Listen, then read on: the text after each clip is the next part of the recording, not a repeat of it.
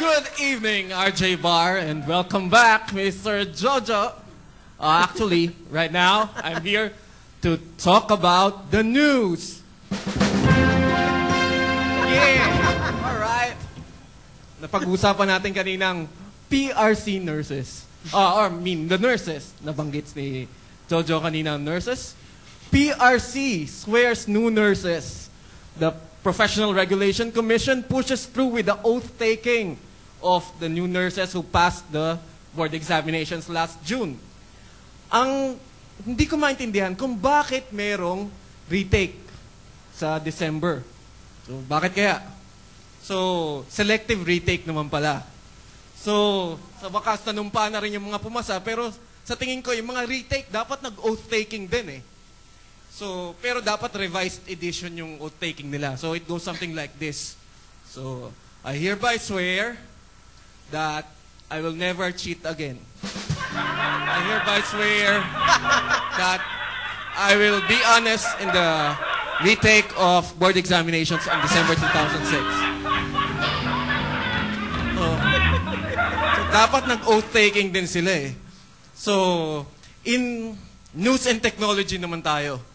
Baja Beach Club in Barcelona, Spain launches microchip implantation for VIP members. So, naglalagay lang sila ng microchip dito. And then, pagpasok nila sa VIP portion ng bar, and na-identify sila, and then, they can pay with that chip. Pwede na sila magbayad with that chip pag na-scan na yun. Sa Spain yan, ha? Pero dito sa Pilipinas, matagal nang meron yan eh. Hindi lang sa bars, pati sa jeepneys at sa mga buses, pwede yan. Actually, ang bagay nito is a piece of metal oftenly attached to the wallet. Tsaka minsan nakapin dito sa shirt. Actually, ganito yung itsura niya. Oh.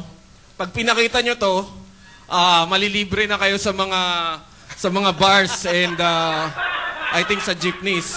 Ito, paki-close up nga direct. Pag pinakita nyo to. Okay?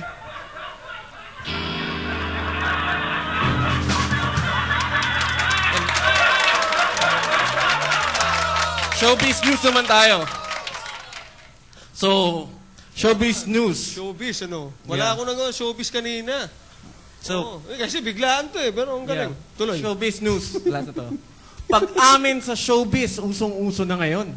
Yung mga pag-amin. So, veteran TV host actor Vic Soto and Pia Guanyo. Sa wakas, umamin na alam nyo na, meron silang hidden relationship. Tindi mo talaga, bossing. Grabe.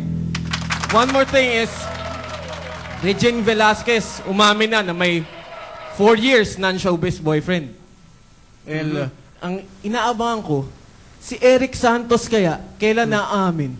Nako. Anong aaminin niya? Pero, amen o awimen? Amin. Aamin siya.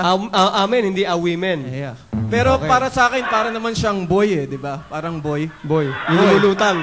Boy. Parang boy abunda. Ikaw nagsabi niyan. Hindi kami. Let's go back to Jojo, the man. Yeah.